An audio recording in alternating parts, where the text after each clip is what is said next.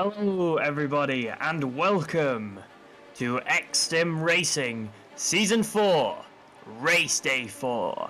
We are here at Virginia International Raceway in the United States of America, and this is a very exciting track. There are a couple of people who can still win it today, but there is still a lot on the table and there is still a lot to be played for as we come in to watch some very, very exciting races race around what is a very exciting track here in the heart of America. If you don't know already, Victor Lobato currently tops the championship standings with 452 points, but only steady behind him, Raul Diago, yesterday's practice race winner, Raul Diago, on 426 and in third place, still able to challenge for the championship, and if he wins both today, has a huge advantage in the entire thing is David P. Perez, 396 points for him. Des Grabowski not too far behind them either with 386. If you don't know the racing format, we will have a 15-minute qualifying session followed by race 1, a 20-minute race. Based on that race, we will have race 2, which is a 40-minute race, feature race of the evening, the most exciting race of the evening, which will be the top 10 positions reversed. So if you finish first in race 1, you're starting 10th in race 2.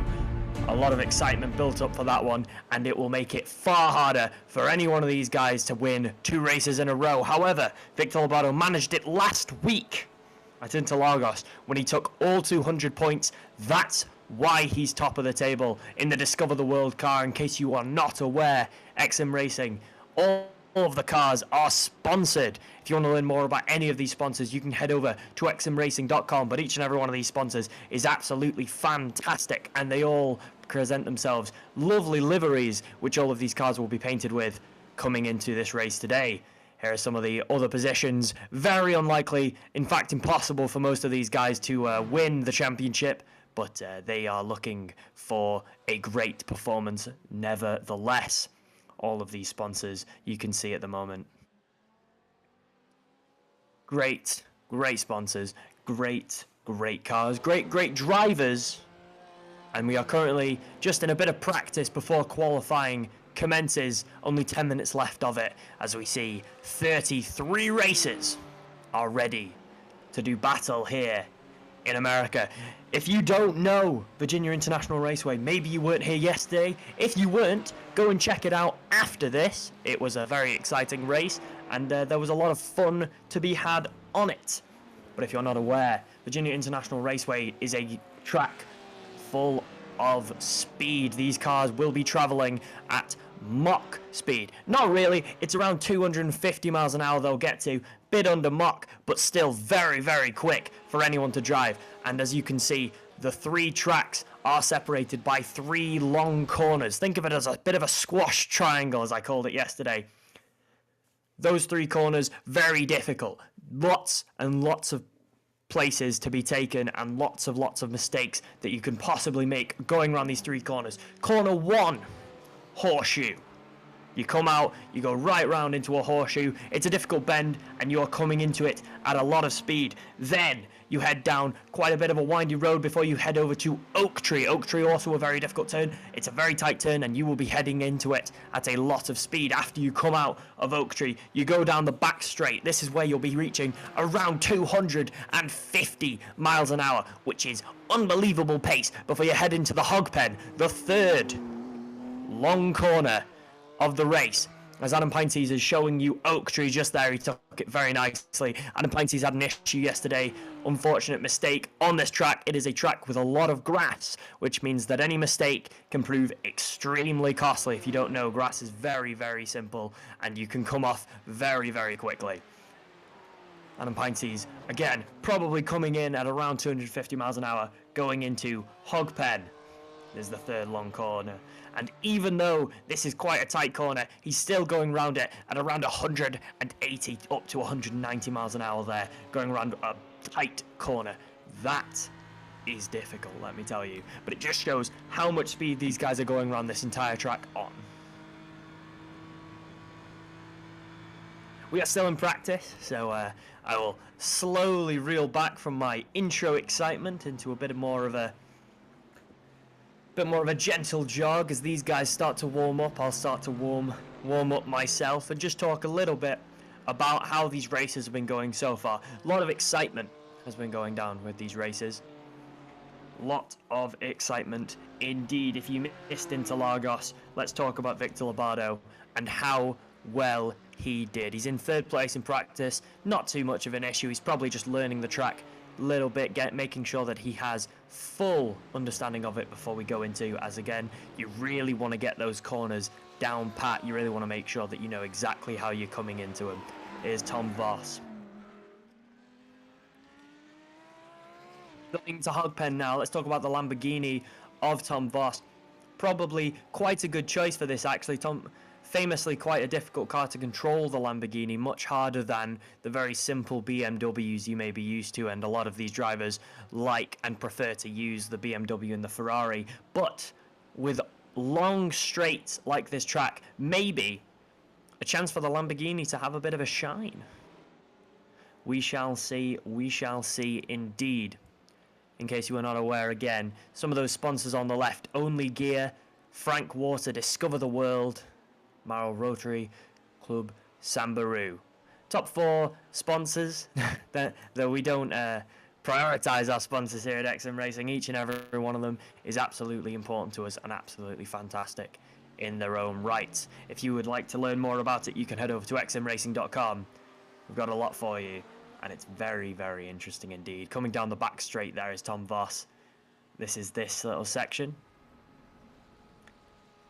Oh, I am warming up indeed, because that's not back straight. That is called Snake. The reason why it's called Snake, it's a little bit windy, but don't let that fool you, because it's really not a turn, and it's really not something you're going to want to take as a turn. You want to take Snake as straight as possible. You really want to be cutting corners. You really want to be heading down there very, very narrow. If you take those straights, if you take them like they're corners, you're going to lose way too much time, and you're going to end this race in a position you're not looking forward to.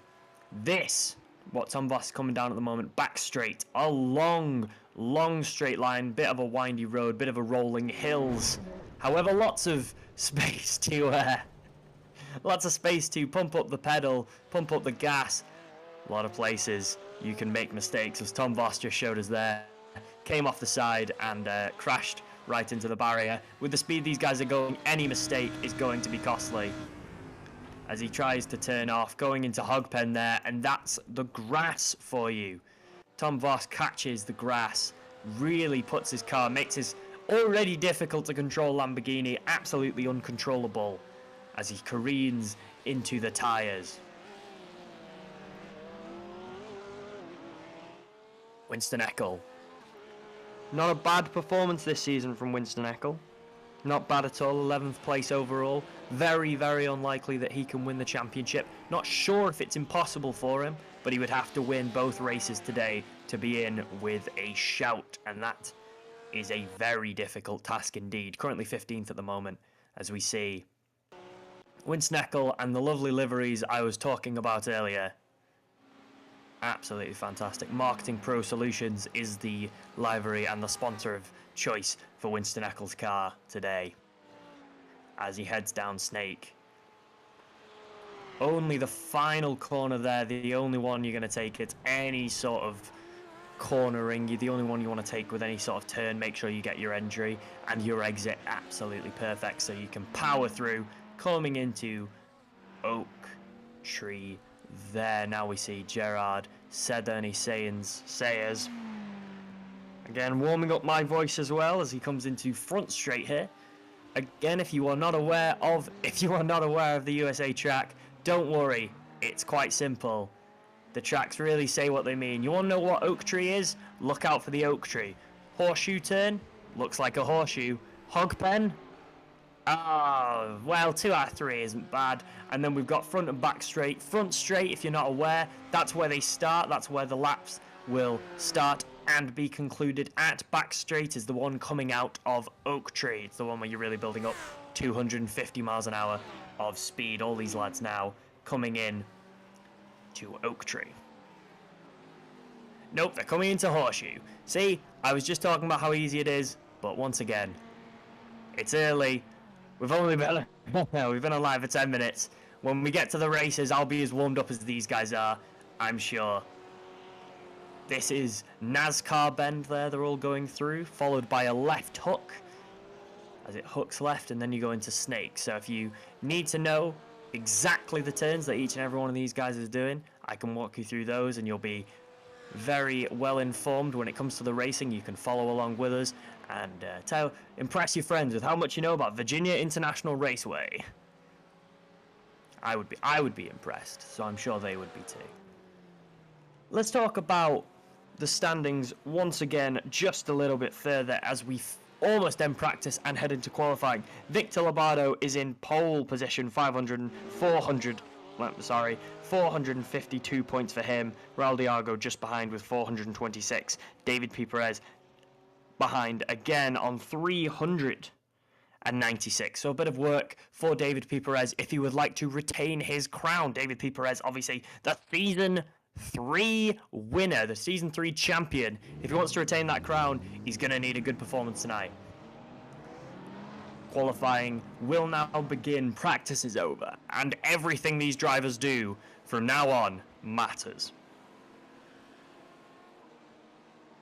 All of them now heading round Horseshoe, probably just going to get their tyres warmed up on this first lap.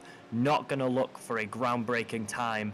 Just going to look and make sure that their tyres are warm, that they're sticking to the ground, especially at the speeds they are. They don't want to damage the tyres, because if you head into the track and you immediately go full pelt, you immediately start trying to take your car at 250 miles an hour without warming your car up first, you're going to have tyre issues, you're going to lose grip, it's going to be difficult.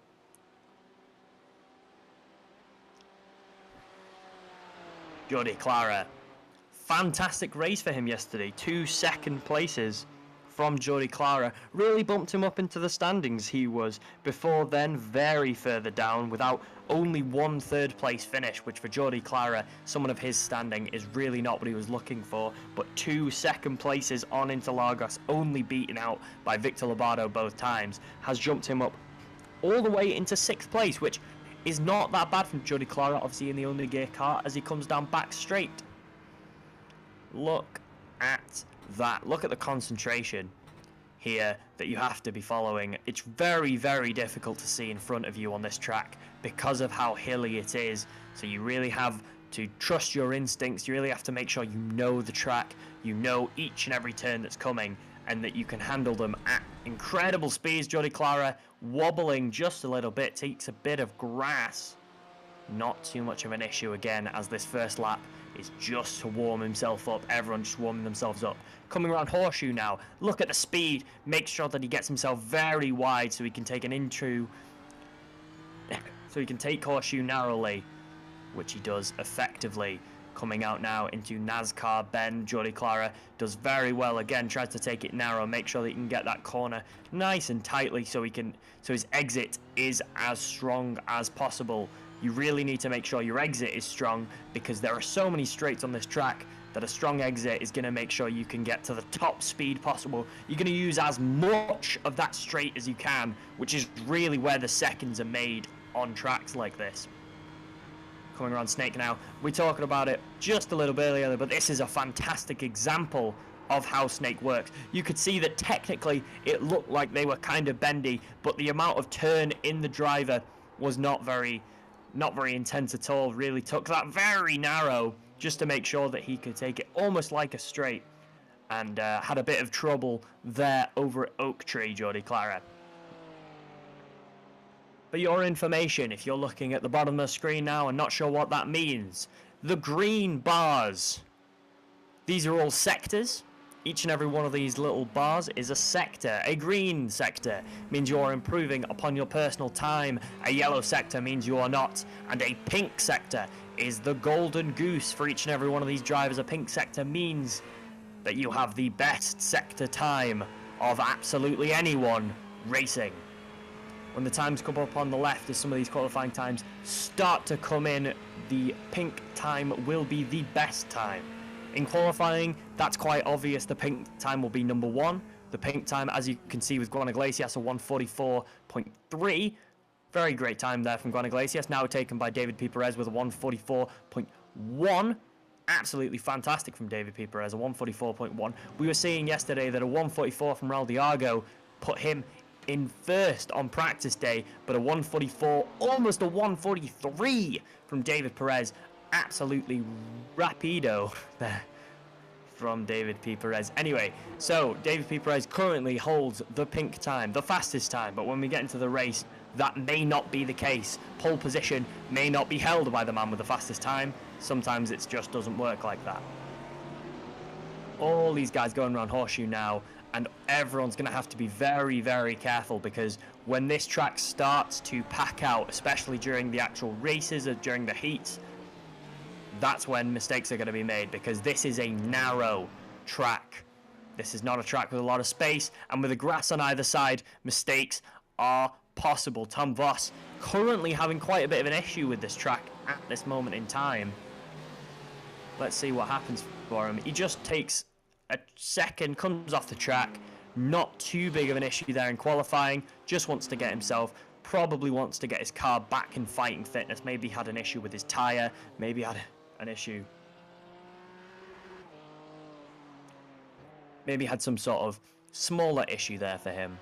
So, good, smart call from him. Make sure, just have a bit of a reset from Tom Voss. Maybe he came off the track. If you are not aware, during qualifying, if you come off the track, your qualifying time will not count.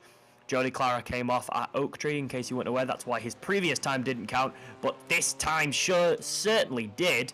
Jody Clara, a 143.8. And if Jody Clara wants to win the championship, he's got a lot of work to do, but that is exactly the start he would want.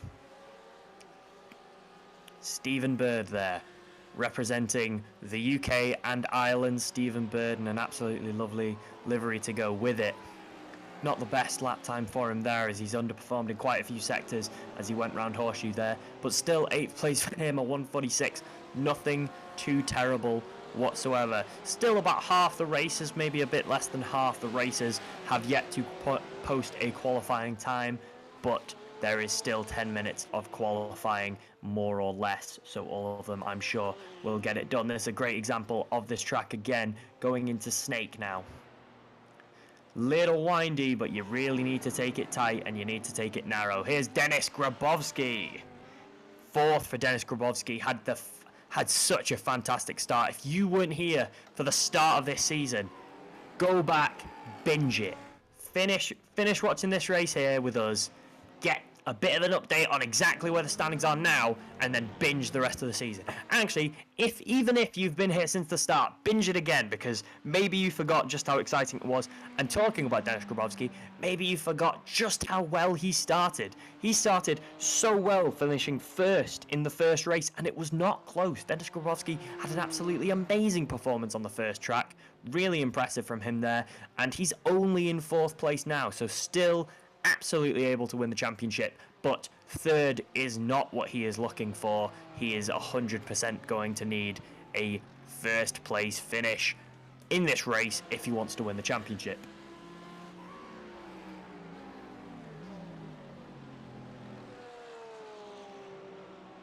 We're looking at Fabian Tobin in the Kubrick car. Had a couple of errors yesterday. Fabian Tobin is going to want to make sure that he fixes those coming into the races today if he wants a strong performance. Dustin Seifert, much the same. Perry Pineacken now gets himself a qualifying time of 146.8.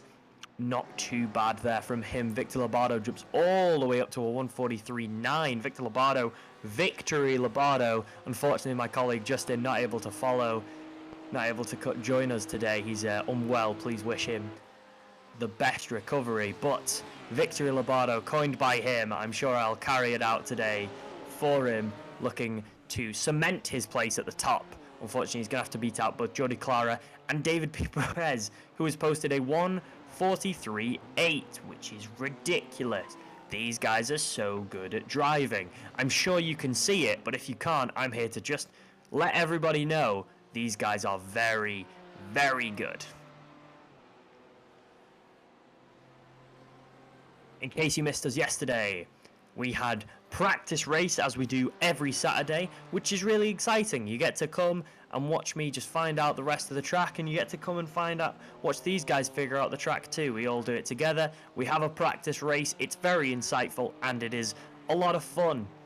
Yesterday, if you are not aware, Raul Diago was the practice race winner, with Remco Barlow, who currently finds himself in 14th place, taking second there. Fun fact about Raul Diago and Remco Barlow: I have interviews with both of those men talking about their X-SiM racing careers and their X-SiM racing futures. Those are on YouTube at our X-SiM Racing YouTube channel. Please go and check that out and subscribe. They're very good interviews and they're very good talkers. They both talk about their careers, and it's very, very interesting and insightful. Jordi Clara takes top spot from David Perez with a 1:43.8. It's an early prediction, I know, but I believe that Jordi Clara and David P. Perez may be battling it out for top spot come the end of today. However, racing is a difficult thing to understand, and sometimes mistakes happen. The smallest mistake on a track like this can cost you largely, and even though these guys are fantastic drivers, we did see a mistake from Jordi Clara on this track going round Oak Tree. If he makes a mistake like that during racing, it doesn't matter how quick a time he can usually post, he's very unlikely to be able to overtake all the way back up to top spot.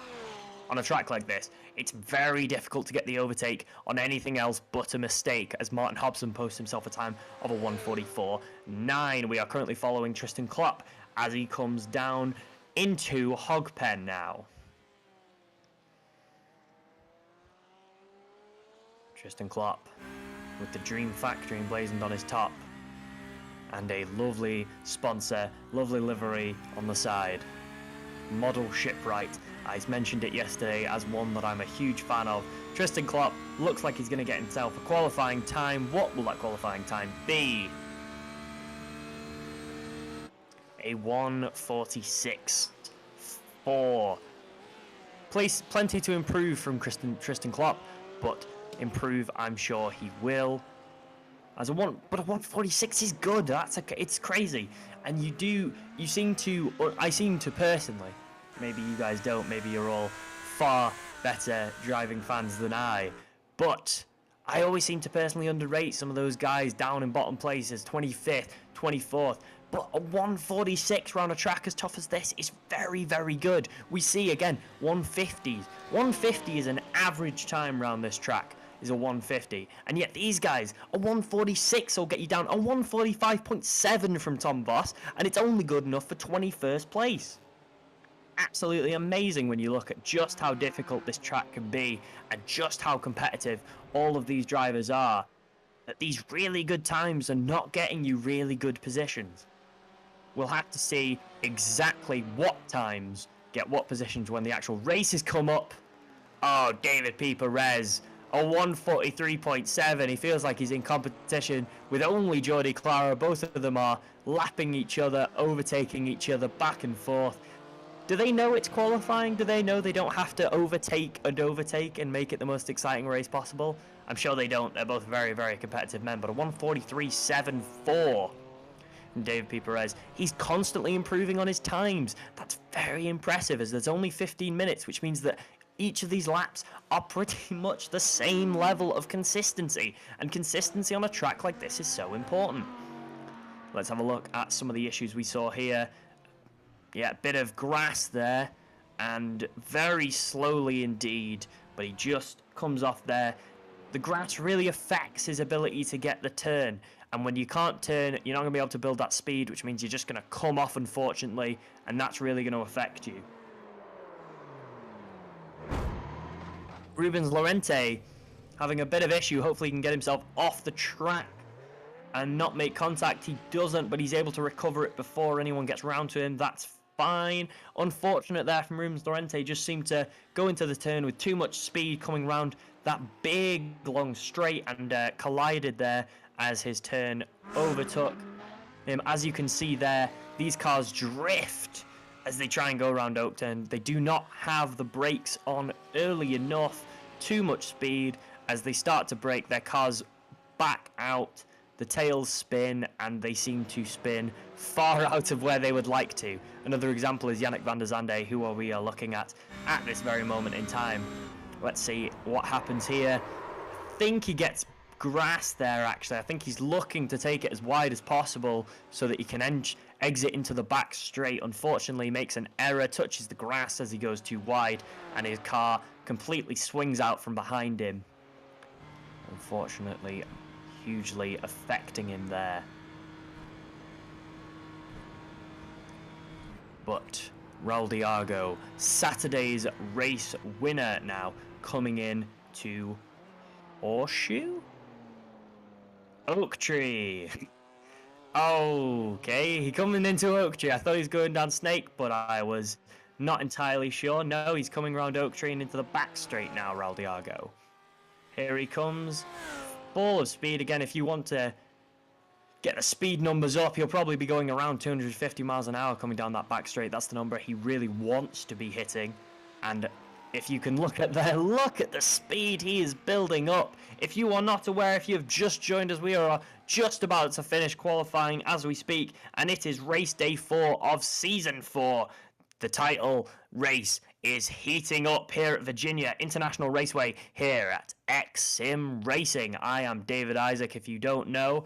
And here is the qualifying times. David P. Perez is going to keep pole position. Super important for him. Jordi Clara so close behind him. 600th of a second behind him. Jordi Clara. Victor Lobato. Victory Lobato. Not yet. Victor Lobato. 3rd place. Dennis Grabowski. 4th. Raul Diago. Saturday's winner is going to good enough to take 5th. Juan Iglesias. 6th place for him. Adam Pinty is going to take 7th. While Daniel Herrera takes 8th. Yannick van der Zande takes 9th. And Perry Pijnacken 10th. 11th, Martin Hobson, and 12th, Gerard Sedani Sayers.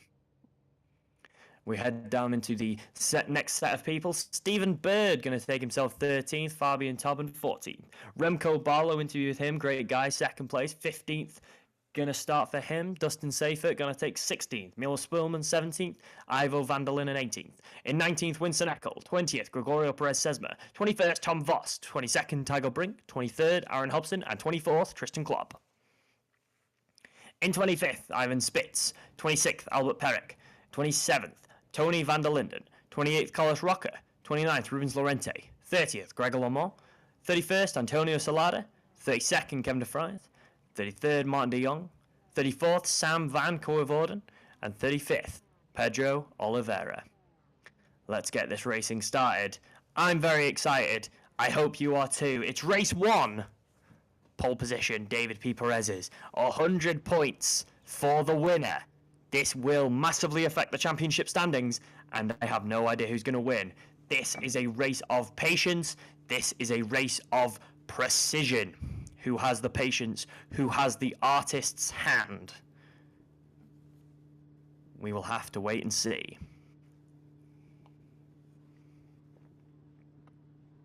Now, it may be that these guys start with a rolling start.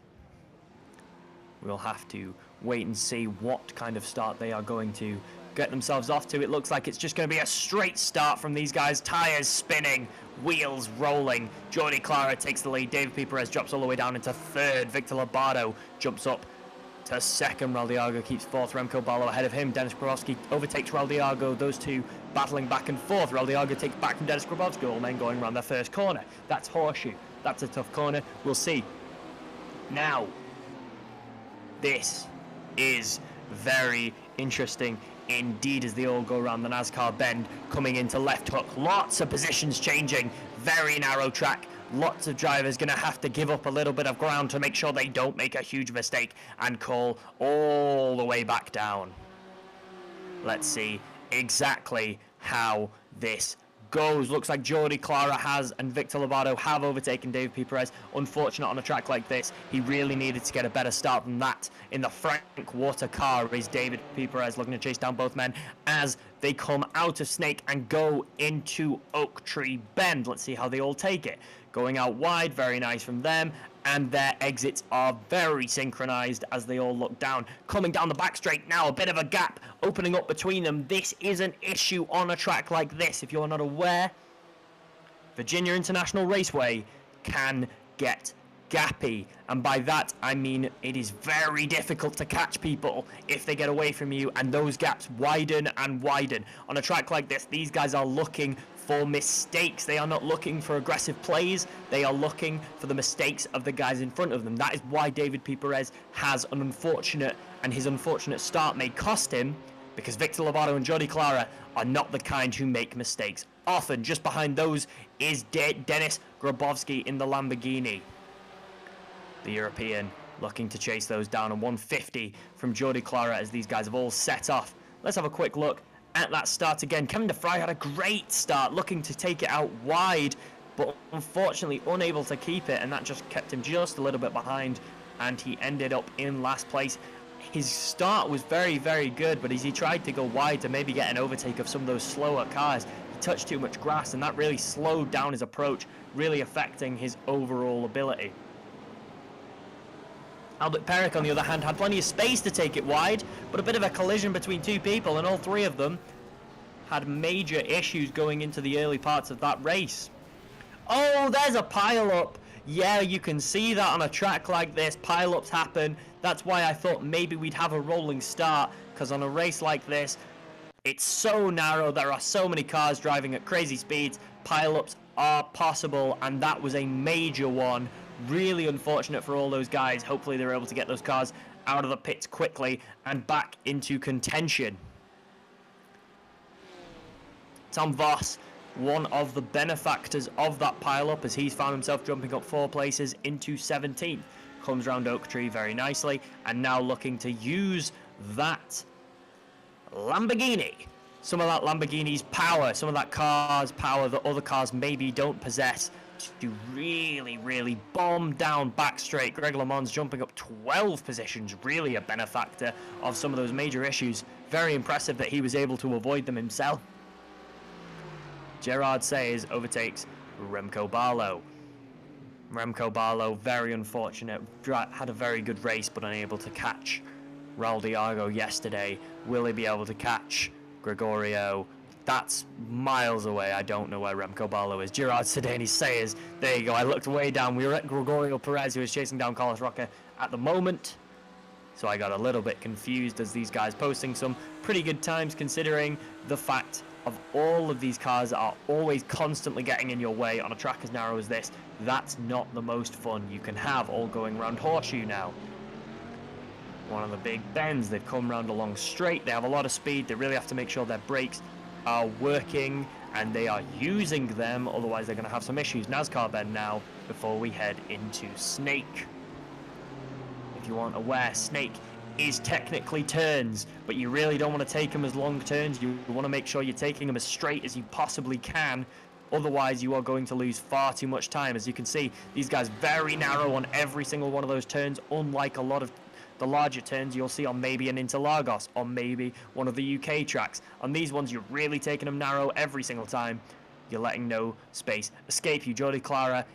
David P. Perez has overtaken Victor Lobato, though. Bit of a mistake there must have come from Victor Lobato, with David P. Perez now chasing down Jordi Clara. Gregorio Perez is still on the back of Carlos Roca, and we are 5 minutes in to a 20-minute race. There's only a quarter gone. All 3 men going around Oak Tree now as they come into the back straight. Most cars going on the back straight. Most cars trying to build up as much power as they can go before they get into Hog Pen. Only a few stragglers. These were probably the ones involved in the pile-up. Really unfortunate for those guys, and now they are going to have too much work to do, I would imagine, if they want any hope of catching the rest of their friends.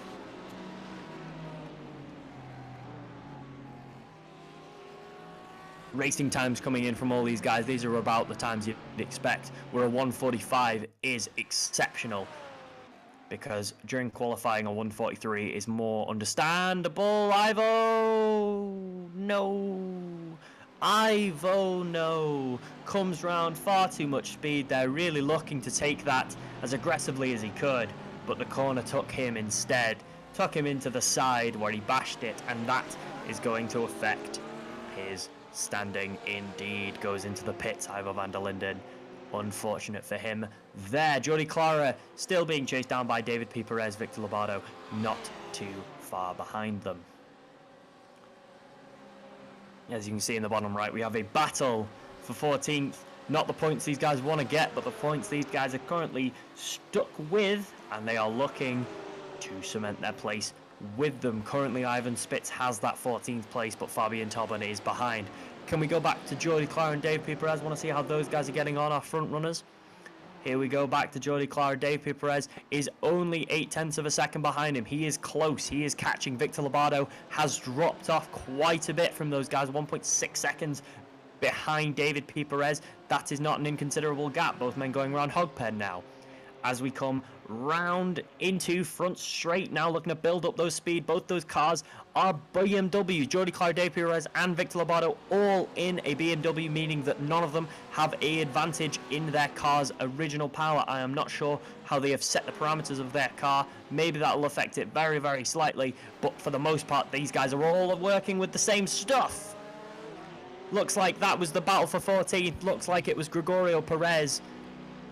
Was it Gregorio Perez that had the issue there? Not sure. It was Ivan Spitz that had the issue. His car spun out and he has dropped all the way down into 24th. Unfortunately, not looking likely that 14th will be the position for him. Gregorio Perez being chased down. Gregorio Perez was the one who benefited from Ivan Spitz mishap. That is what I got it mistaken with, and now Ivan Spitz is battling with Daniel Herrera. If you're looking, Tom Voss has managed to maintain his 17th position. Perry Pinakin jumped all the way up to 8th. Perry Pinakin, another one of the men battling in the Lamborghini, and what a lovely Lamborghini he is, as he is in the Blackline Traders car. And what a Blackline Traders car it is. It's very nice, and in one of my personal favourites, the Lamborghini. That's why I keep mentioning it, because I'm such a huge fan of it, and I want it to do well in races because I want to see more Lamborghinis. Guys, it may not be the best car on these tracks, but if you're listening to me, can you guys use Lamborghinis? I know it's not the best for your personal competition and you won't listen, but I like them. Anyway, back to the race as these guys are now going down back straight. Winston Eckel is chasing. What a overtake that is. Winston Eckel. Hello, Winston Eckel. That was risky from him as he overtakes Remco Barlow, but he took Oak Hill narrow as you can. That was impressive. That was very impressive. David P. Perez has overtaken Jordi Clara and is back to first place as they go round Horseshoe. David P. Perez had a lot of work to do. It took him almost half the race to wrestle back his poor start, but wrestle it back he has. And now Jordi Clara has work to do. Fabian Tobin overtakes Dustin Seifert, and Gerard Sayers and Winston Eckel now having a battle. Fabian Tobin drops all the way down. I can only imagine he has made an error.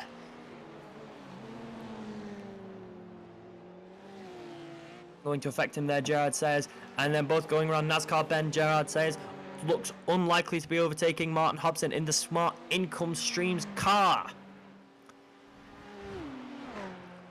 Let's have a look how that does. The mint blue looking to overtake Carlos Roca in the Motivator driving school car. Let's see what happens here. Oh no, Motivator driving school. An issue for Carlos Roca. Looked like that was a bit of contact that took him off the track. Fantastic recovery from Carlos Roca as we rewind the clock. Call me Dr. Strange, I have the time stone, and I am looking at Carlos Roca getting connected with there, and it did take him off the track. But what a recovery from Carlos Roca, may I say. Looks like the Motivator driving school, perhaps he's been taking lessons, as his recovery was absolutely superb. He got right back on the track and right back in the race. Very impressive from Carlos Roca, and he's now looking to take down Fabian Tobin, though he's got a lot of work to do if he wants to. Someone who didn't recover quite as well, Ivan Spitz, looking to chase down Aaron Hobson. David P. Perez has still maintained his lead, about half a second, 0.5 of a second over Jordi Clara. Very impressive from there. And Victor Lobato is falling away. Half the race to go. Victor Lobato has a lot of work to do if he wants another 100 points. If he wants Victory Lobato to be third time's the charm. Bit of an issue here in the center of the pack as Carlos Roca. Unfortunately, we were talking about how well he was doing. Another issue for him as he drops quite a few places. Daniel Herrera, the car we're following. Carlos Roca in his behind. Don't tell me, Carlos. It can't be true. Carlos Roca, another contact into his back. Does Carlos Roca owe these guys money or something? Because they have been ruthless. He has been very unfortunate, and that is the racing life. That's why I say unfortunate so much. It's not just one of those British things.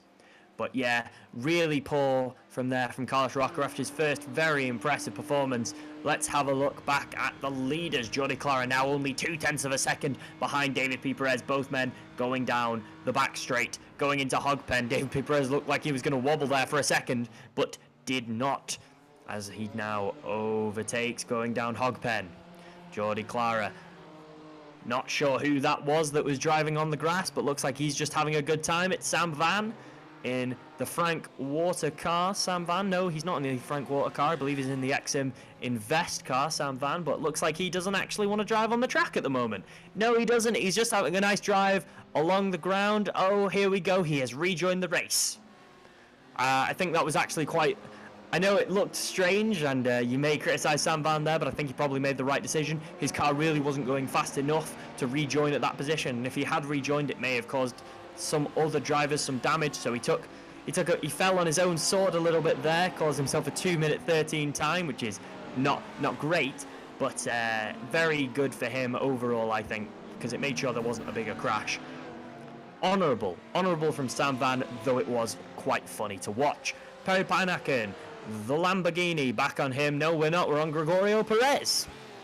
This race has so much going on. Sometimes you don't know exactly which battle to follow as Gregorio Perez looking to overtake. Albert Perec takes it just a little too wide going around Horseshoe, unable to do so. Now into NASCAR bend. Both men going narrow. Can he overtake here?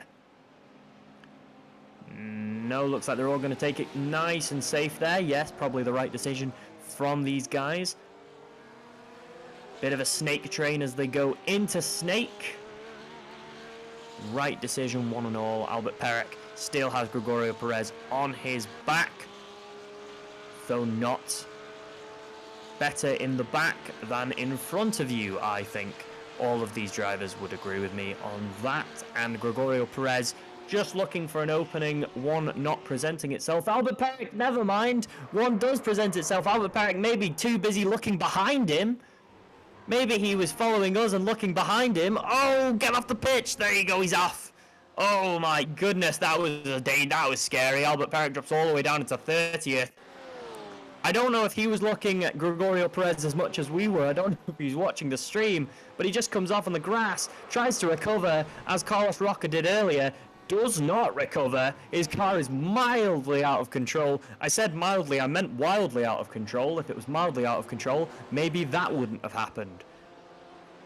Wow, that was not what he wanted there, and he has dropped right off the pace, but now in 32nd. Someone who isn't off the pace is Perry Pijnacken in the Blackline Trailers car in the Lamborghini. He's having a fantastic race. Let's pull up just how many places Perry Pijnacken has gained. I can imagine it's quite a few.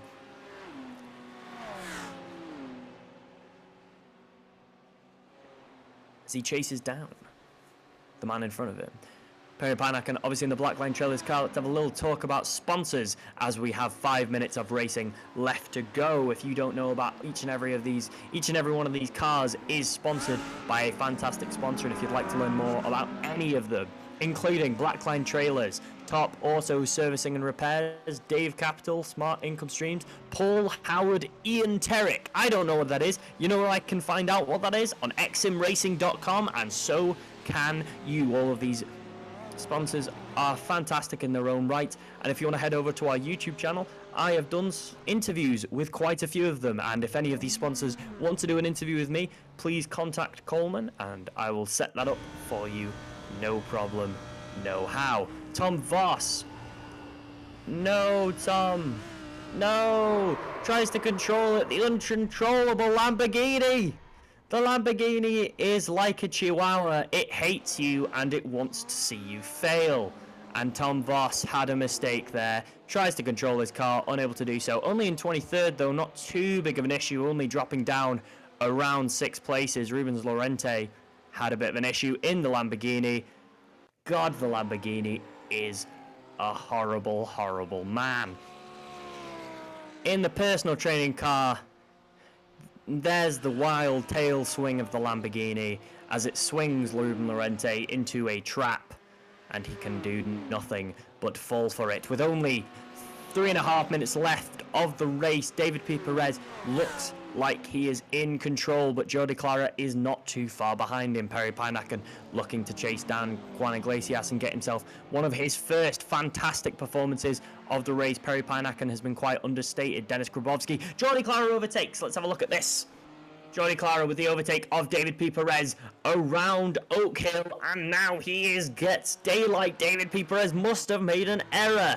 We have to look back at this. This is David P. Perez. He's coming around Oak Hill, Oak Tree, and he does make an error. His turn is too wide. He wipes himself out just a little bit, but it's enough for Jordi Clara to say thank you very much, David P. Perez. All of your hard work has been thrown away from one tiny mistake, and now Jordi Clara second. He looked like he was the bridesmaid on Interlagos, but I hear wedding bells for him today, as it's very, very certain that he will win. It's not 100%, but it is very unlikely. Barring any major mistakes from Jordi Clara, I can see him winning this first race and bagging himself 100 points. David P. Perez now needs to concentrate on getting himself 80, because 80 points is absolutely nothing to sniff at, and it'll still do him very, very well in the overall standings, as Victor Lobato is behind him. It's 20 points gained on Victor Lobato, and even more gained on Raul Diago, who will end up with only something like, I believe, around 46, about 56 points, something in that ballpark, but it is a major downgrade from the 80 David P. Perez will find if he only keeps himself second. But it looks like Jordi Clara is absolutely going to win this first race, as there is only 1 minute 30 left. Tom Voss, let's see what happens with Tom Voss. Whoa! Ivan Spitz had a bit of a crazy break there. Ivan Spitz breaks very, very early, and Tom Voss is not expecting it. Has to go off the track to prevent himself from careening into the back of Ivan Spitz.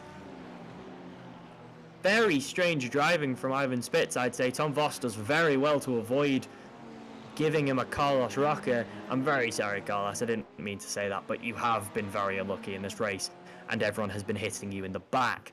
Daniel Herrera being chased down by Pedro Oliveira. Sorry, chasing down Pedro Oliveira, but there is quite a distance between Pedro Oliveira and himself, Gregorio Perez chasing him down. Pedro Oliveira started this race in last place, ladies and gentlemen, and he is now in 18th.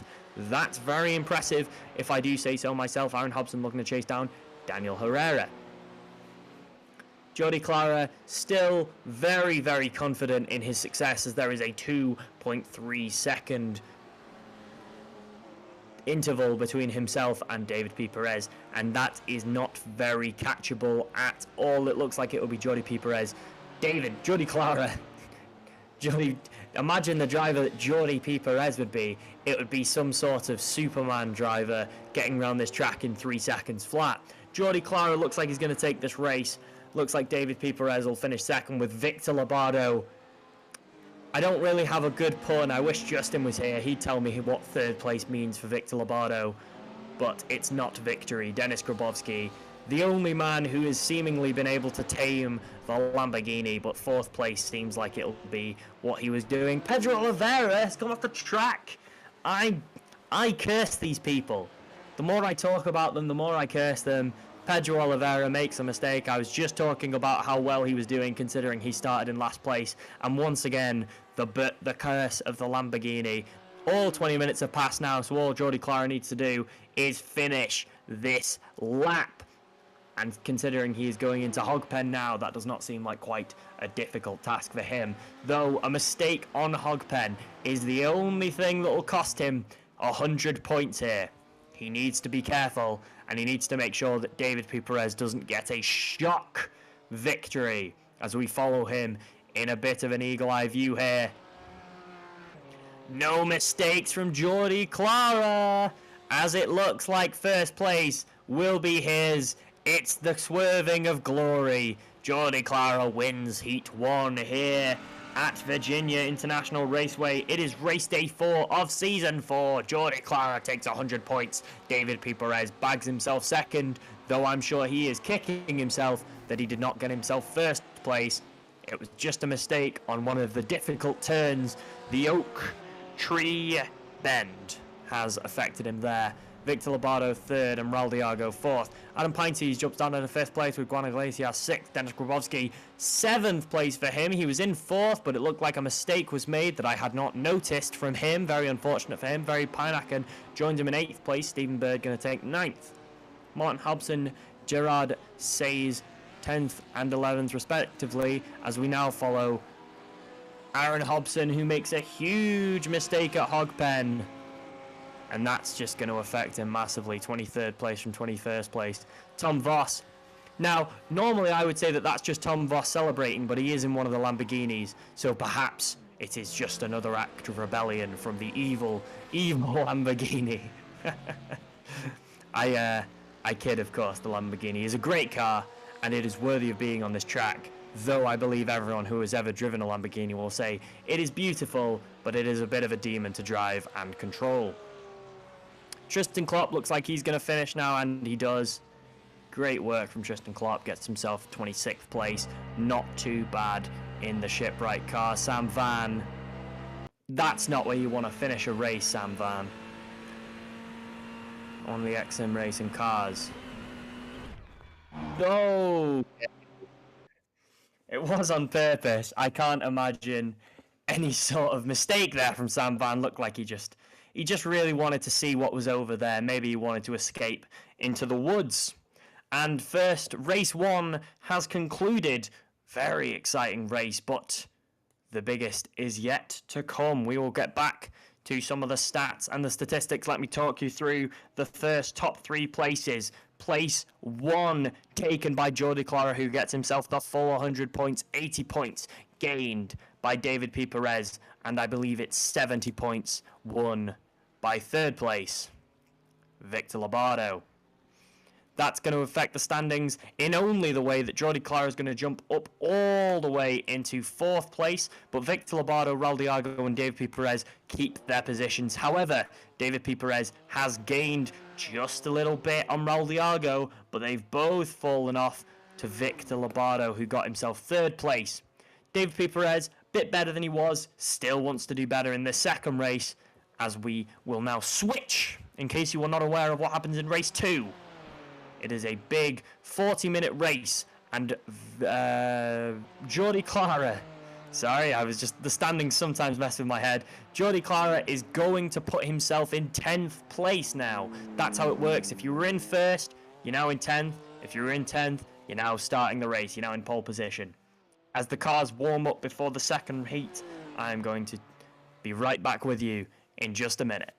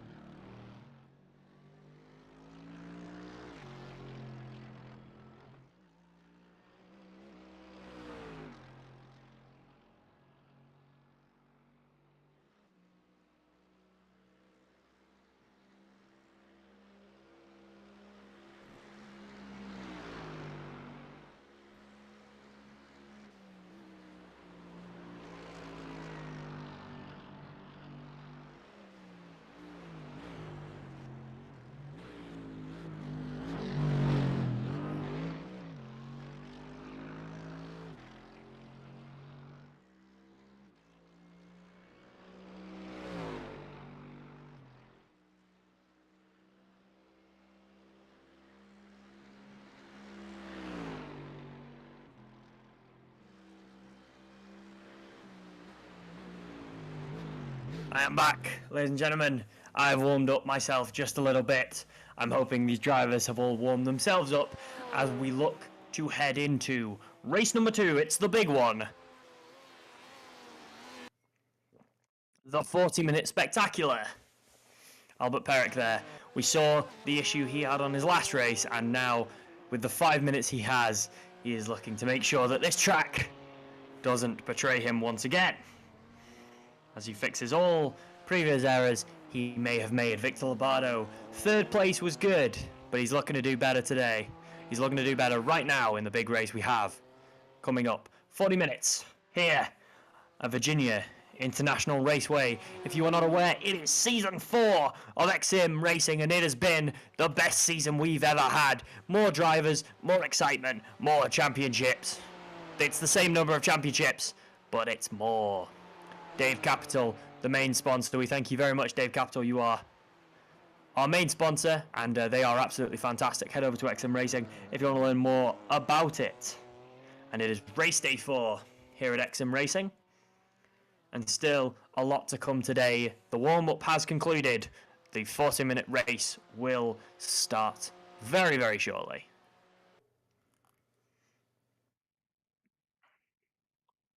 So, if you were not fully aware of what I was talking about when I mentioned this track before we started the first race, hopefully you are now. It is a very narrow track. There are a lot of straights, and those turns will bite hard. Martin Hobson is going to start in pole position. Stephen Bird is going to start second. Those two have a bit of a UK connection coming in to the second race. Perry Pineacken, very important for him, and he's jumped up quite a few places into 3rd place now here. Dennis Grabowski, 4th place, unfortunately a position he seems to be getting quite comfortable with. Juan Iglesias going to start 5th, Adam Pinty's going to start 6th. Raul Diago, 7th place for him, Victor Lobato, 8th, a lot of work for him to do. David Perez and Jody Clara, 9th and 10th. If those guys want to win this race, they've got to get past all the guys I just mentioned. Dustin Seyfart's going to start 13th, Greg LeMond's going to start 14th, in 15th, Yannick van der Zande, in 16th, Remco Barlow, 17th, Fabian Tobin, 18th, Daniel Herrera, 19th, Gregorio Perez Sesma, in 20th, Ivan Spitz, in 21st, Tom Voss, in 22nd, Pedro Oliveira. The race is going to start. Let's hope for no major issues early. Stephen Bird in 1st position, as his start was just that bit stronger. Lots of positions changing early, as you expect them to do. Dennis Grabowski jumps himself up into 3rd place. Raul Diago from 7th to 4th. Great start from Raul Diago. Jordi Clara. Oh no, what's happened to Jordi Clara? Oh dear, we're going to have to check. But it's not looking good for the man who wants to win 2 in a row, who wants to jump up to 1st. He's in 34th place, Jordi Clara, and he's in the pits. If you are not aware, in a 40-minute race, there is a mandatory pit stop. Every single one of these guys is going to have to stop in the pits. Jordi Clara thought he might as well get it done now, but it is a huge, huge issue for Jordi Clara, and the chances of him winning this race now are very, very slim. Wow, you do not expect to say that about Jordi Clara, but it is some of the luck that he has been gifted this season. He had an issue with this on race day 2 at Brands Hatch. He had a crash early and it really affected his performance. It meant that he had so much work to do to get back to it, and another issue for Jordi Clara here will affect him tremendously, and it's probably going to take him out of championship contention. After a win, after such a high for Jordi Clara, we see such a low. Now all these guys going into Hogpen now. Perry Pineacken looking for his 2nd back-to-back impressive performance.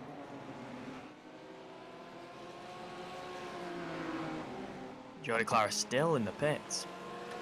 Very interesting there. I hope he does come out and continue the race. Tom Voss chasing down Fabian Tobin. And the first times start to come in. Stephen Bird gets himself a 151. Not the quickest time, but with a start. With a hot start like the ones these guys have had, no rolling start today. A 151 while you warm your tyres up is nothing too horrible.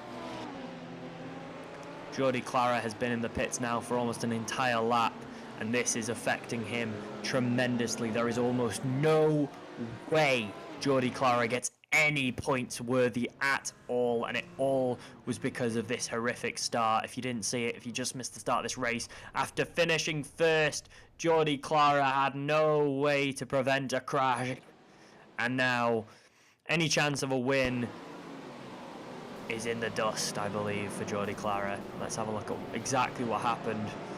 Oh, it's another one of those bounce, bounce, bounce on such a narrow track, and Jordi Clara hit again and again. The only gear cars stapled to each other, but not by design. Tom Voss has also taken a pit stop. Not sure if that was by choice or if he has just also had a crash. Dave P. Perez gets himself on the 6th. Perry Pinakin is in 5th. Stephen Bird still pole position for him. Kim de Vries in the Davenport Financial car. Another one of those absolutely beautiful black and white liveries that some of these guys have, and they are all absolutely fantastic. If you don't know, every single one of these cars is sponsored. Each of these liveries paints a sponsor, and you can find out more about each and every one of them on xsimracing.com. The best time is posted by Dennis Grabowski, and that is a 1:44. Great time from Dennis Grabowski, considering how early into this track we are.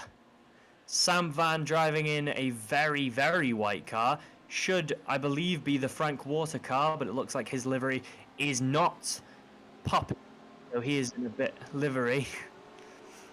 So he is popping up as a bit of a ghost. Stephen Bird, the same. Looks like all of the cars, I was just talking about their liveries, but looks like quite a lot of these cars are having some livery issues. So we will be seeing some driving phantoms for the time being. Is in the courier center. Don't worry, we are reloading the liveries as we speak. Dennis Grabowski, however, does have one. We'll follow him for a little bit as he is chasing down Stephen Bird. Dennis Grabowski in the courier center car. Both men now going around Oak Tree as they come into the back straight. And they're back. Fantastic to see. I missed them. Oh, how I missed some of these beautiful, beautiful cars. Dennis Grabowski looking for the overtake. Very aggressive from Dennis Grabowski. And that is the benefit of driving a Lamborghini. We talked about some of the negatives, some of its wild tendencies. Some of the positives is it is a powerhouse of a car, and it is able to overtake the BMWs on those straights. The Lamborghini is for the aggressive driver indeed, and Dennis Grabowski is an aggressive driver who has taken pole position from Stephen Bird. Martin Hobson. Dave P. Perez has improved his position quite considerably. Raldiago has 2, jumping up from 7th to 3rd. Raldiago, nothing too bad there at all from him. Jordi Clara has now come out of the pits and finds himself in 32nd position. It's not a position you want to see. Tom Voss, unfortunately, has had to exit the race entirely. Martin Hobson now chasing down Adam Pintes. Can he do so as they all go into Snake?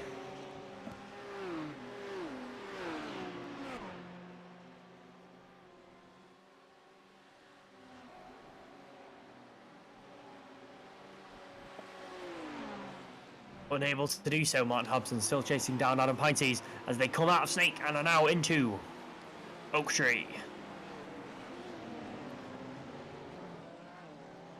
Surrounding. It's a good place to overtake, but again on such a narrow track, overtakes are few and far between unless a mistake is made. Sometimes you really have to bully people to get in front of them.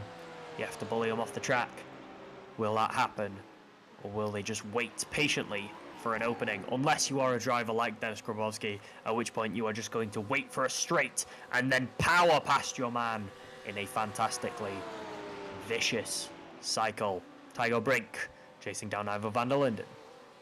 7 minutes in to this race, almost halfway into a race. Normally Stephen Bird has pitted. First chosen pit, I believe, of the match. Of the race, pardon me. Ivo van der Linden now, let's see what happens to him as he comes down the straights, looks for the overtake. Both those guys accelerating at the same time. And he gets it, I believe. I believe he got it. And now some of the pits start to come in. Let's see if they are the right choice or not. Stephen Bird drops all the way down to 18th now as he restarts. Coming out the pits, Adam Pinties.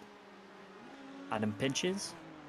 Me and Justin had this debate and I forgot that we decided on Pinches. It's Adam Pinches, comes round Horseshoe and does a lovely little spin, shows off the entirety of his car there, does a donut. Not what he was wanting to do, I'm sure. This is a difficult track and some of those turns are vicious, especially with the grass on either side. They can affect your car tremendously if you get too much of them on an entry. They will spin your car out and they will make you look somewhat foolish.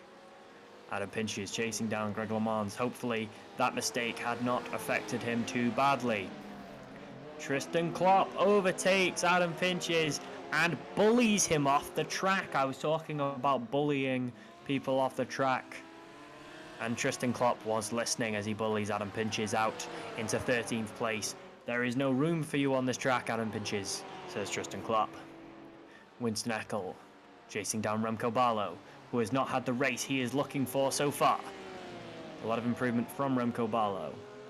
If you don't know, I have an interview with Remco Barlow where I talk about his aspirations in X-SiM racing, his career so far in X-SiM racing, and what he looks to achieve in the future. It is very interesting and you can go find it on our X-SiM Racing YouTube channel. Please go subscribe to that.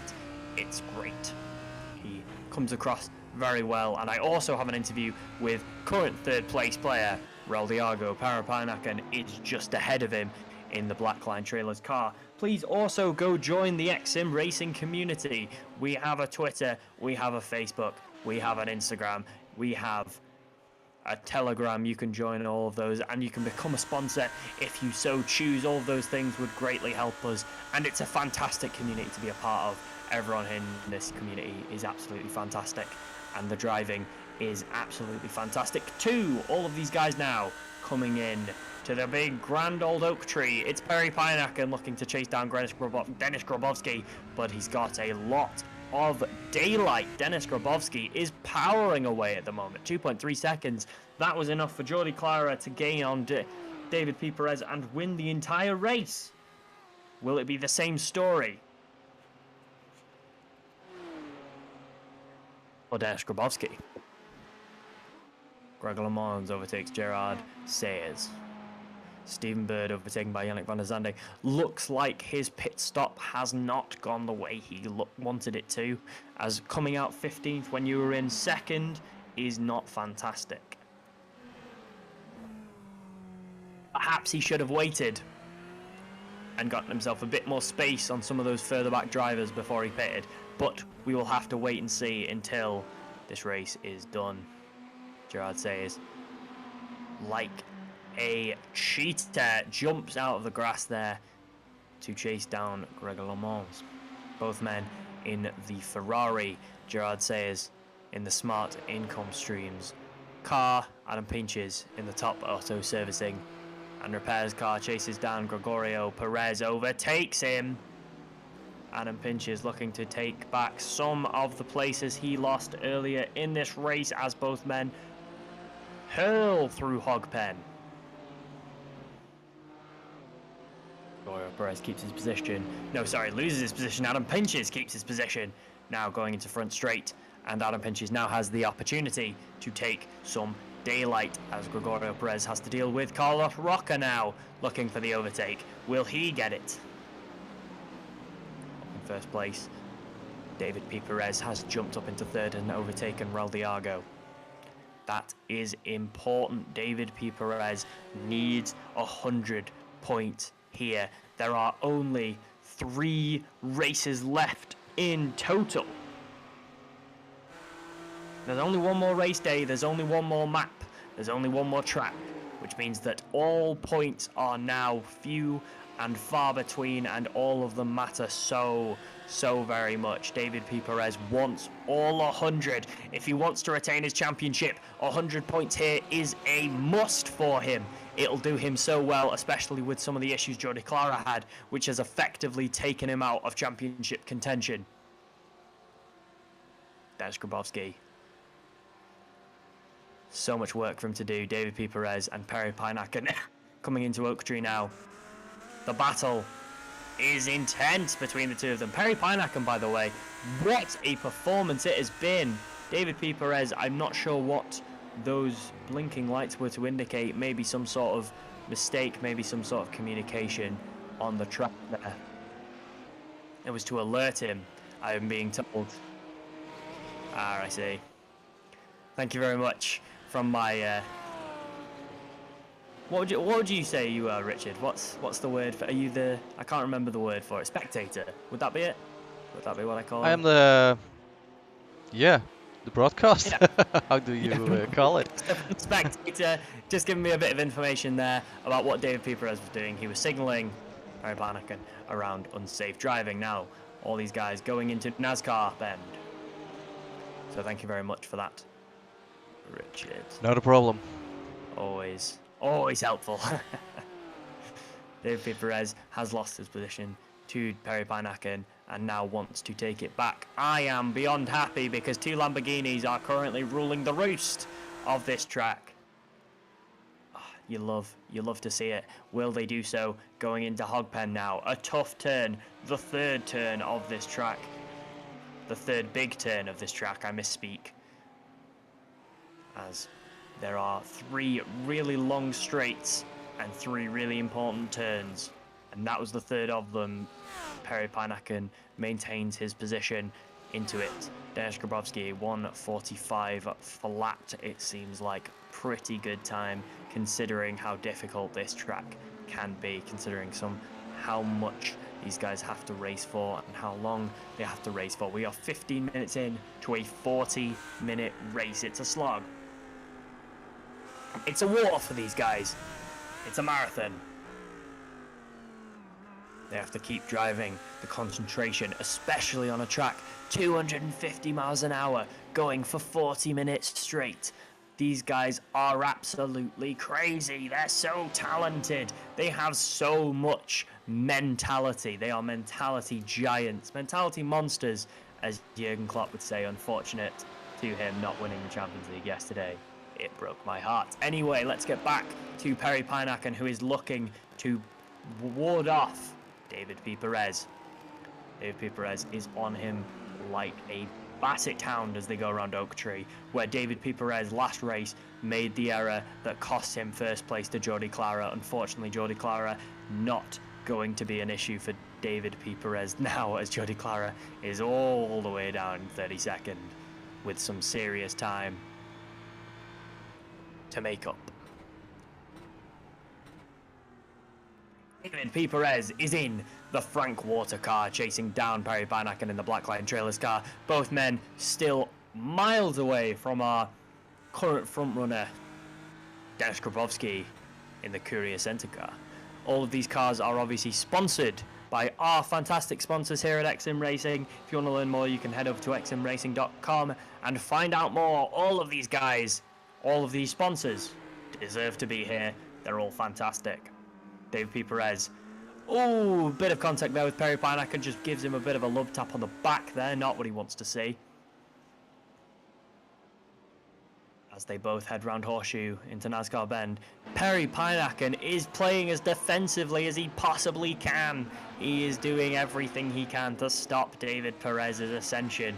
David P. Perez must be very, very annoyed, as no one will be happier about these two's battle than Dennis Grabowski, who is making time on both of them, with Perry Pinakin almost very, very focused on David P. Perez. It means that he cannot drive aggressively. He cannot look to take Dennis Grabowski and get his position back. Very important for all of these guys.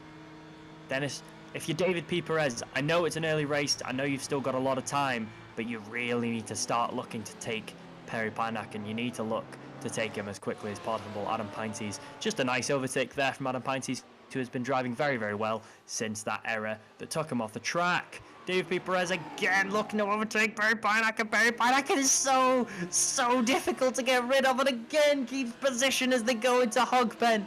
David P. Perez was trying as hard as he could, once again trying to aggressively overtake Perry Pinakin, who stands fast against the growing tide and drops David P. Perez, who once again signals warning flashing lights at him.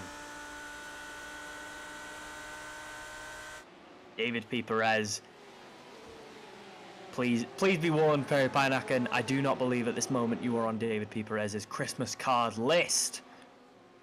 Unfortunate it may want to be, but I understand why, as you want those points, those 80 points Perry Pinakin wants to get as best a position as he can. It is almost impossible, I'm pretty sure, for Perry Pinakin to win the championship, but the higher position you have, the higher position you have. It's all about pride. It's all about the best position you can possibly get in X-SiM racing. Better for your career, better for your future, better for your statistics. Albert Perrick had a very unfortunate race last time out, but now chasing down Yannick van der Zande and battling off Stephen Bird, who after coming out of the pits has only managed to retain 2 places. If we can have a quick look at who has pitted and who hasn't, let's have a look at what those positions are. David P. Perez overtakes Perry Pinakin. Finally, David P. Perez removes Perry Pinakin over at Oak Tree. Let's have a look at that one more time. Perry Pinakin, his tail swings.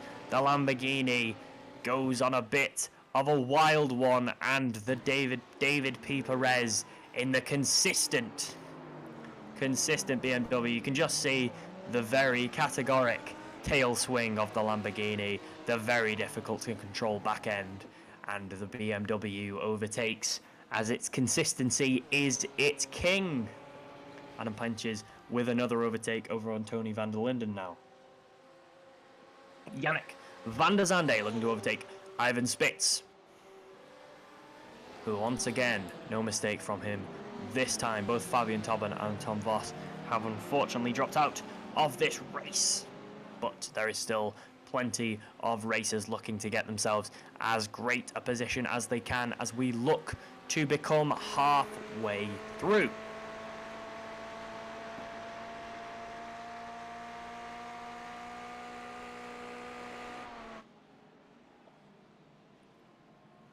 Sorry about that, my microphone had muted a second. I believe it had grown tired of my excitement, but no longer, as I am back commentating now this racing as these men go around Horseshoe. Stephen Bird, 11th now, has taken 3 more places from where he started, now looking to overtake Albert Perrick, but Albert Perrick has the position and is not going to let it go easily.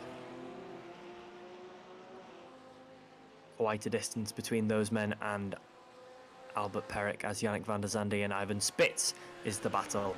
At the moment, looks like each of these drivers have gotten themselves a dance partner, because there is quite a difference between Ivan Spitz and Yannick van der Zande and Albert Perrick and Stephen Bird. And then again with Tygo Brink and Martin Hobson. So 3 pairs of drivers now look like they're just having solo battles and everyone else has paired off. It's very nice, and hopefully they do the cha-cha.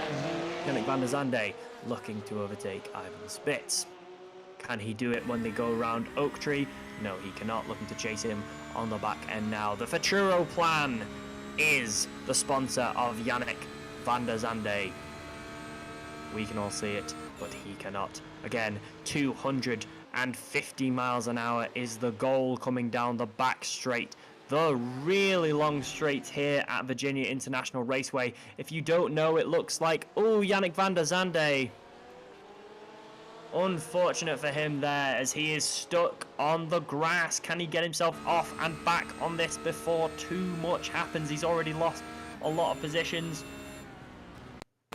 And it looked like he was going for the overtake. Yannick van der Zande was going for the overtake. That's Ivan Spitz bashing into him there. Not sure why Ivan Spitz was doing that. I think Ivan Spitz actually came in too narrow, was looking to go out wide, follow the driving line, and actually as he does so, connects and spins his opponent right off the track. Really unfortunate there from him, and that is going to affect his final positioning greatly. Looking up at the top as we are about halfway through this race now, Denis Grabowski still maintains his iron fist upon the race. First place for Denis Grabowski.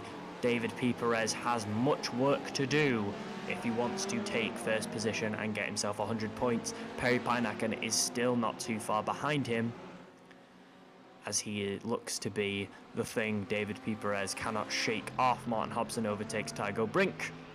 Martin de Jong right at the back at the moment. Jordi Clara is ahead of him, but there's 26 seconds between the two of them, which is a considerable amount of distance. Martin de Jong slides off the end, and Rubens Lorente will not be happy about that. Martin de Jong almost conniving as he comes onto the track and stayed there, but luckily for both, no collision happened. Jordi Clara now overtakes Sam Van. 30th place is better than nothing, and Jordi Clara is bravely fighting up the rankings, but there is so much for him to do. I cannot imagine any good times for Jordi Clara at this race. Halfway through, he's not making 29 positions up. No way, no how. Kevin de Vries in the Davenport Financial car. 29th place, looking to chase down Aaron Hobson. Here we see Rubens Lorente, who is just frolicking on the grass there. Unfortunate for him there, coming off. Here we see, there's some of the sand, there's the grass, and then from there you saw exactly what was happening, and it was nothing good. David P. Perez still has 2 seconds to make up if he wants to catch Denis Grabowski, and that is no small thing. Yannick van der Zande still behind Tygo Brink, still space to make up, but it is make-up-able, only a 1/10 of a second behind Tygo Brink, and Yannick van der Zande looking to get himself into 14th place as both men go round into Oak Tree. They call that the South Bend. It's the small bend before you head into Oak Tree. It's not a huge corner, but it is important to think about. David P. Perez has set the top time for this track, gets himself a 1:44 and then a 1:44.3. Very quick from David P. Perez. That's a qualifying time you'd be proud of if you were David P. Perez. Very fantastic from him. And is it enough to catch Denis Grabowski? He has made up about 1/5 of a second. That's about half a second. That's not bad, considering that we still have a whole 15 minutes of racing still to go. Anything can happen, and Denis Grabowski can be caught. If you're David Perez, you have to believe that Perry Pineacken has fallen off just a little bit now and still has plenty of work to do. Raul Diago again, 3 seconds behind, and below that, 10 seconds behind is Pedro Oliveira. You wonder at what point the top 4 are going to pit, because I don't believe a single one of them has done it yet. I believe all of them are still to pit. Yes, all of the top 9 are yet to pit. That is really great news for each and every one of those guys, as it means that your car will be lighter and lighter, faster and faster, up until you have to refuel. A pit stop is mandatory, as these cars do not start with enough fuel to complete the race. But when will they pit? Denis Grabowski, he must think that he has to make some more time up on David P. Perez, but he's losing time to David P. Perez. The longer Denis Grabowski waits to pit, the more it's going to affect him. If I was Denis Grabowski, I would try my hardest to see if I can wait until David P. Perez is pitting and then make up as much time as possible and then pit on the next lap you can. Make sure you make all that time up, then pit, and hope that you can get out of the pits before David P. Perez can get out of the pits, speed back up, and catch you. I think if I was Dennis Grabowski, that would be my strategy. But he's got to do that before David P. Perez catches him. Because if David P. Perez catches him, then it's the opposite circumstance. David P. Perez is going to wait for Dennis Grabowski to pit. And David P. Perez is just going to be able to make more daylight, as at the moment, he is driving better than Dennis Grabowski. Dennis Grabowski had quite a considerable lead, but David P. Perez, now that he doesn't have Perry Pinakin in his way, is on fire coming down into Hogpen now. He's driving very, very well, and he will eventually catch Dennis Grabowski. I think it's absolutely likely that he can make up 1.2 seconds in the time left. There's about 12 minutes left of racing. I think he can catch him in 12 minutes. I think he can make 1.2 seconds on Dennis Grabowski if he drives in the same way for the next 12 minutes. So, very important. All three of them looks like they've gone into the pits. The top four of them look like they've all gone into the pits. They've all done it at the same time, which means when all these guys get out, it's about how quick their pit stop can be. This is very, very important for all these guys. How quick can they pit? How quick can they get out? Raul Diago last in the pits. Who's going to be first out? Dennis Grabowski first out. David P. Perez so close to him. What's the time coming out? It's 1.3 seconds. Perry Pinakin 2.5 seconds behind that, and Raul Diago 4 seconds behind. All of them decided to pit at the same time, which means it's now just a race to the finish. Which means now it's just, can David P. Perez make 1.1 seconds up on Dennis Grabowski before this race concludes? He has 10 minutes to do it. Any mistake from Dennis Grabowski will be punished severely. But any mistake from David P. Perez and Dennis Grabowski can basically guarantee himself 100 points, as it is very unlikely Perry Pinakin catches either of them, as Perry Pinakin seems to currently be off the boil just a little bit, and Raul Diago is behind him as well. There is a considerable distance between first and second and third and then fourth again. David P. Perez just has to drive as well as he possibly can. David P. Perez in the Frank Water car. If you are not aware, all of these cars are sponsored. If you want to learn more about any of them, you can head over to xsimracing.com. Dennis Grabowski in the Courier Centre car. David P. Perez in Frank Water. Perry Pinakin, Blackline Trainer. And as always, Raul Diago is in the Dream Factory car. That's Victor Lobardo in the Discover the World car there. And I'm not sure who's in the Alpado painting car. I cannot remember who is in that car, unfortunately. Dennis Grabowski. It's Pedro Oliveira. It's our Brazilian representative in the Lamborghini in the Alpado painting car. Fantastic for him, but unfortunately very unlikely that he gets anywhere other than 5th, as 11 seconds in 10 minutes is not going to happen. Miracles are possible. Miracles are not likely. If you're from Brazil, I would not be holding out hope Pedro Oliveira can catch Raul Diago. Hey, crazier stuff has happened here at X-SiM Racing. X-SiM Racing is a crazy racing event. Lots can happen. Excitement all the way around the track for 40 minutes. Is it possible? Who knows? Probably not. However, David P. Perez catching Dennis Grabowski is possible, because it's 1.2 seconds with 9 minutes remaining. 1.1 seconds, that's not a lot. It's considerable, but Dennis Grabowski in a Lamborghini, let's say less than a second now between David P. Perez and Dennis Grabowski. Dennis Grabowski has the advantage of the power of the Lamborghini, but he also has the disadvantage of the Lamborghini being somewhat evil. Lamborghinis do like to turn on their owners and swing them out like they're at a ballroom. Will Dennis Grabowski in the Lamborghini do him well, or will David P. Perez in the BMW and the consistency of the BMW hold him in greater stead? 6/10 of a second, 7/10 of a second now between David P. Perez and Dennis Grabowski. He can see him.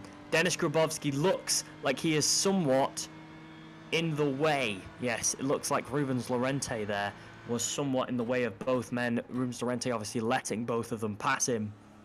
just a little bit. But David P. Perez again in the 32nd minute. That is very impressive indeed, to think about how quick you have to be to set the entire track time twice. Remember, he beat his own best time there. Yes, you can say that David P. Perez beat the entire track's time, but David P. Perez also had the previous fastest time, which means the only time that David P. Perez is competing against is his own, and he's beating them 32 minutes into a race. He's still setting the best time on the entire track. Dennis Grabowski must be panicking, because now there's no pit stop between the two of them. It's just half a second, less than half a second. David P. Perez is catching Dennis Grabowski, but can he take him? Oak Hill. Both men now going around Oak Hill as they go into back straight. This is very exciting. David P. Perez wants those 100 points. 100 points would mean so much to him retaining the crown that he won in Season 3. In Season 3, if you don't remember, he took it from Daniel Herrera at the last possible second. David P. Perez won that race on the very last day. He won the championship. Will David P. Perez win the championship from behind very late on here? He can't win the championship today, but he can get himself in absolutely prime position to take it.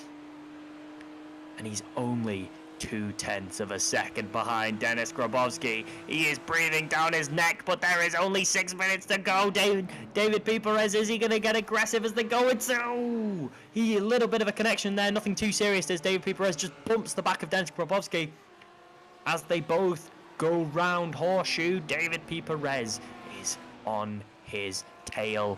1.7 seconds became 1.5 seconds, became 1.2 seconds, became 0.7 of a second, became 0.5 of a second, and now 0.2 of a second between Dennis Grabowski and David P. Perez. They have both already pitted. Everyone in the top 7 has pitted. There is no pit stop saving Dennis Grabowski.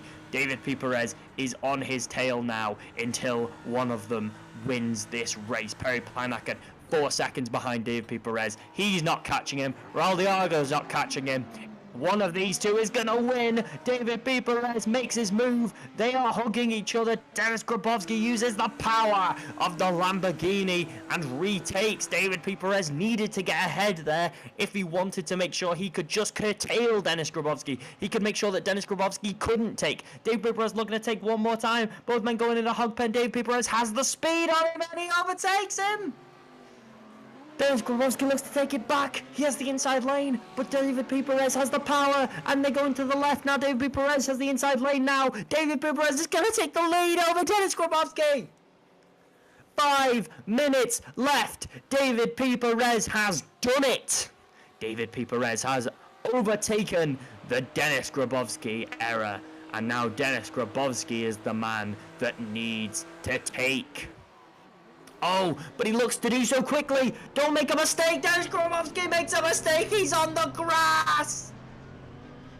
Dennis Grabowski, so aggressive going round a Horseshoe, but he loses second. And now nothing can stop David P. Perez. Perry Pinakin is a mile away. 2 whole seconds. Dennis Grabowski tried so hard to retake. It was the most aggressive thing you've ever seen.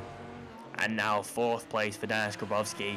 A victory is far behind him now, and he's just looking for a podium position. Raldiago on the inside lane. Such a clean driver is Raldiago. Dennis Grabowski has lost it. 1st place for 30 minutes.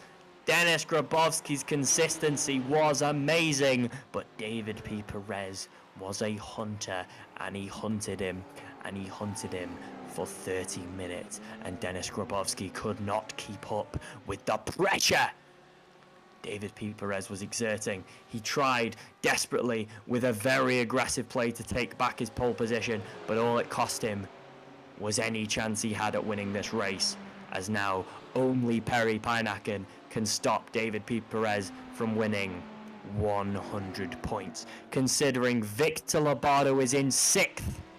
Perry Pinakin now with the mistake.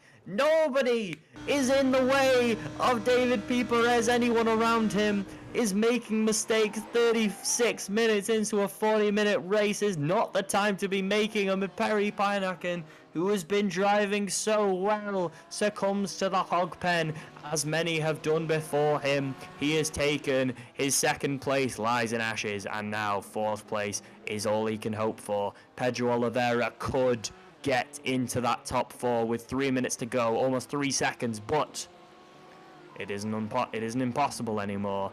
Pedro Oliveira, we were saying miracles do happen. All it takes is one more Perry Pinakin mistake, and Pedro Oliveira has fourth place. Dennis Grabowski is trying to catch Raul Diago. The battle for second is now fierce. The battle for first looks all sewn up. David P. Perez, it's almost a victory lap coming into the last 2 minutes as he fought and took it with all of the power he could muster. Dennis Grabowski's ambition and aggressiveness cost him, and the pressure David P. Perez exerted affected just too much. Very interesting though, Raul Diago, a second place finish for him is very important. The ability that he was able to make over Dennis Grabowski and over Perry Pinakin means that he is going to gain 80 points, only 20 less than David P. Perez, which means he may keep position over David P. Perez going into the last weekend. It's going to be very, very close indeed. We head over to Tygo Brink now. Looks like Hogpen claims another. Such a difficult. It's a hill. It's 2 tough turns. You're coming into it at 250 miles an hour. It's so difficult to control, as Tygo Brink shows you there. Jordi Clara, it's a nightmare race for him. There's no other way to say it. 28th place, 54, almost a full minute behind Albert Perec, who has fallen off considerably since. Let's go back to the top guys as the race looks like it's concluding. Let's go back to David P. Perez and look and see who will win this very race, as there's only 30 seconds left to go. Barring any major slip-ups, David P. Perez will have himself 100 points. Very important for David P. Perez. Fantastic driving. Wow, what a driver. What a race he has had. He has been absolutely unstoppable. Dennis Grabowski, just the pressure exerted, and it's so mentally stressful to be on top for 36 minutes and lose it all at that moment, as it looks like David P. Perez is gonna finish his lap in first place and win this race. Ask Bitcoin Bull there if you don't know. These are the sponsors of each and every one of these cars. If you want to learn more, you can head over to xmracing.com and find out more. David P. Perez now. Barring a mistake at Hogpen, we've seen it happen. We haven't seen it happen from him. It's been 40 minutes of excellence from David P. Perez, who looks like he's going to claim a deserved first place of a 40-minute spectacular. What a race this has been. And David P. Perez, barring whatever miracle you could imagine, it's not gonna happen. The race is his. Wow, Raul Diago's gonna take second over Dennis Grabowski, who unfortunately his aggression cost him in the end. Third place for him, better than normal, but not what he wanted after having first place for 36 minutes. Perry Pinakin unfortunately lost second place, doesn't get himself a podium. Pedro Oliveira gets himself fifth. And Victory Lobato, a third place and a sixth place. And David P. Perez and Raul Diago are right on Victor Lobato's tail, if not overtaken him completely. This final race weekend, next Sunday, it's all going to come down to that. David P. Perez, Raul Diago, Victor Lobato. Those 3 guys are the 3 guys to look out for when it comes to winning this whole thing. Each of them can still do it. And all of these guys have shown on different race days they are absolutely deserving, as we see some of these other guys now complete their races. Carlos Roca had a really rough race, but he's done very well to get himself 19th place. Ivan Spitz looks like he's going to finish just behind. By just behind, I mean 19 seconds behind, but Ivan Spitz there, 12 seconds behind. A 1:47 on his final lap, no problem there from him. All of these final races, Daniel Herrera not had a season nearly as good as his last one. Last season, obviously finishing second overall. This season, a 24th for him. No chance of him winning any championships this season, but still not a bad position there, 24th. Martin de Jong, Jordi Clara. Martin de Jong still yet to finish, will finish now. But Jordi Clara, oh, what a tragedy. Have you ever heard of the tragedy of Jordi Clara? After winning the first race, it was not to be for Jordi Clara and has lost it all, has no chance of winning the championship now. But here's a man who does. David P. Perez gets himself 100 points. 100 absolutely deserved points in second place. Raul Diago gets himself 80. Denis Grabowski, so in control for so long, but only 70 points for that man. Barry Pinack in fourth place for him, 64. Pedro Oliveira, 60. No problem there. Victor Lobato only going to get himself half of David P. Perez's points, 56 there. There's a lot of work to do if you're Victor Lobato. Now, this final race is very, very exciting. As we look down, Martin Hobson gets himself 52 points. Yannick van der Zande gets himself 48. And some of these other points, when you head down into 28th, you're going to look at Kevin de Vries, who only gets himself 7th. Some of these other positions where it's less important, Jordi Clara going to get himself 9 points, which is terrible for him. Tom Voss once again getting himself 0 points. I don't know what's going on with Tom Voss this season, but it's nothing good. Tom Voss has had a bit of a nightmare season, to be honest, and it will affect him in the final scores. Here are the championship standings. Oh my god!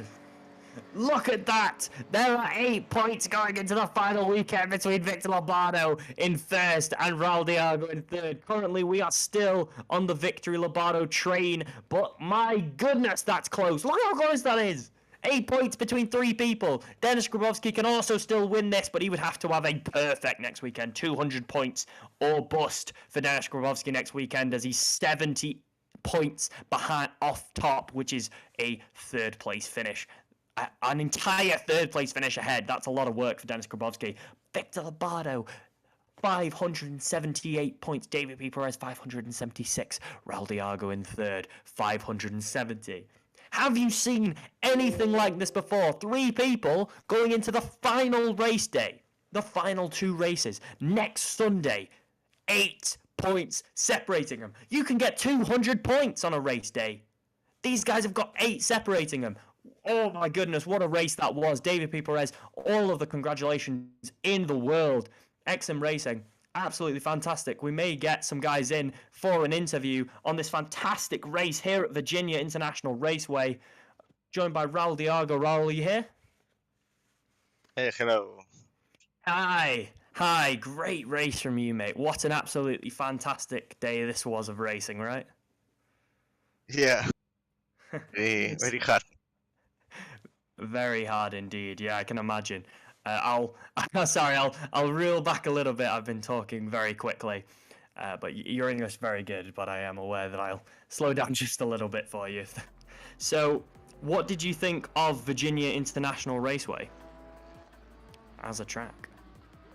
Yeah, it's very complicated track because you don't have you don't can make mistakes because you put the wheels in the grass, you are out, and it's very difficult to manage the speed and consistency. Absolutely, I can imagine it looked very difficult. And how important is your mindset in making sure that you can keep up, especially in the second race, where you have to be consistent and concentrated for 40 minutes? How much of racing is about your mindset?